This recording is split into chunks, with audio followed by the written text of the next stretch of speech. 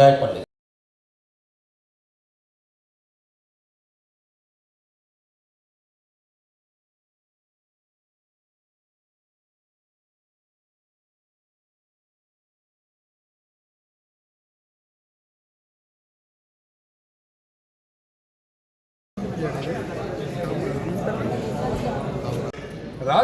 Night అంతా బాగా disturbance అవుతుంది. కొన్ని వందల లారీలు వస్తుంటాయి పోతూ ఉంటాయి. నెలకు 1,00,000 టన్నులు అది మ్యానుఫ్యాక్చర్ జరుగుతుంది. ఇప్పుడు ఇంక 2,00,000 టన్నులు మ్యానుఫ్యాక్చర్ చేయాలని చెప్పేసి ఎక్స్టెన్షన్ పెట్టుకున్నారు. 2,00,000 టన్నులు మ్యానుఫ్యాక్చర్ చేస్తే ఆ గ్రామంలో ఎవరు ఉండే పరిస్థితి ఉండదు. దయచేసి నేను ప్రభుత్వానికి కానీ ఇక్కడ కలెక్టర్ గారు కానీ 2 చేతులు నమస్కారం చేసి చెప్తా ఉన్నా, మళ్ళీ హీరింగ్ చేయండి. పోలీసులు లేకుండా ప్రజాస్వామ్యబద్ధంగా ప్రజల మధ్యలో హీరింగ్ చేయండి. అక్కడ ప్రజల ఒపీనియన్ తీసుకోండి. అక్కడ మహిళలు కానీ యూత్ కానీ రైతులు కానీ వాళ్ళందరి అభిప్రాయం తీసుకోండి. ఆ అభిప్రాయం వచ్చిన మేరకే మళ్ళీ డిసైడ్ చేయాలని చెప్పేసి మేము కలెక్టర్ గారికి పద్మక సమక్షంలో రిప్రజెంటేషన్ ఇచ్చి మరి కలెక్టర్ గారు రిక్వెస్ట్ చేస్తే కలెక్టర్ గారు సానుకూలంగా స్పందించారు. తప్పకుండా మళ్ళీ హీరింగ్ చేస్తామని చెప్పి మాట ఇచ్చిండ్రు. మరి కలెక్టర్ గారు తప్పకుండా హీరింగ్ చేసి అక్కడ ఉన్నటువంటి ప్రజలందరూ కూడా న్యాయం చేస్తారనేటువంటి నమ్మకంతో కలెక్టర్ గారిని ఆశ్రయించడం జరిగింది.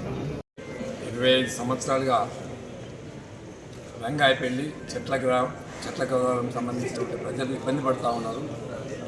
అక్కడ ఫ్యాక్టరీ స్టార్ట్ అయినప్పటి నుంచి ఇప్పటివరకు ఆ ఫ్యాక్టరీలో కొన్ని వందల మంది చనిపోవడం జరిగింది. దాన్ని కూడా తూప్రాన్ని SHOకి RTI కింద పెట్టినాం. ఎంతమంది చనిపోయినరో వాళ్ళందరినీ కూడా FIR కాపీలతో సహా ఇవ్వమని చెప్పినాం. దాన్ని కూడా తీసుకొని NGTకి వెళ్ళే ప్రయత్నం చేస్తాం. అదేవిధంగా హ్యూమన్ రైట్స్లో కూడా దీన్ని క్వశ్చన్ చేయాలని భావిస్తున్నాం. ముఖ్యంగా ఈ MS Agarwal foundries private limited company ఏదైతే ఉందో అందులో GST లేకుండా, GST అసలు కట్టరు. స్టీల్ ఏదైతే ఉందో ఖరాబ్ అయినటువంటి స్టీల్ని తీసుకొచ్చి రీసైక్లింగ్ చేసి మళ్ళీ దాన్ని వితౌట్ బిల్లు స్టీల్ వస్తుంది, వితౌట్ బిల్లు స్టీల్ మ్యానుఫ్యాక్చర్ చేసి అమ్ముకుంటారు. GST వాళ్ళు కూడా దాని మీద ఎంక్వైరీ చేయాలని చెప్పేసి అదొకటి కూడా రికమెండేషన్ చేస్తాం. NGT వాళ్ళకి రికమెండేషన్ చేస్తాం. హ్యూమన్ రైట్స్ వాళ్ళకి కూడా రిప్రజెంటేషన్ చేస్తాం. మరి అదేవిధంగా హైకోర్టులో కూడా బిల్ వేయాలని డిసైడ్ చేసుకున్నాం. మరి ఏదేమైనప్పటికీ కూడా రంగాయపల్లి చెట్ల గౌరవం ప్రాంతంలో ఉన్నటువంటి వ్యవసాయ భూములన్నీ కూడా కలుషితంగా మారుతూ ఉన్నాయి.